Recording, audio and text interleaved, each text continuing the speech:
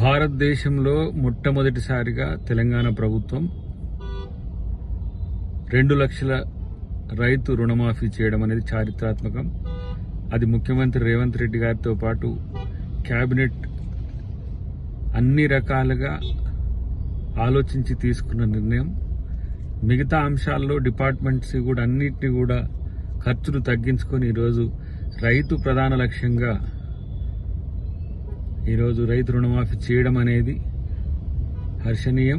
రైతు అందరూ కూడా ఈ విషయంలో ప్రభుత్వం యొక్క చిత్తశుద్ధిని గమనించాలని విజ్ఞప్తి.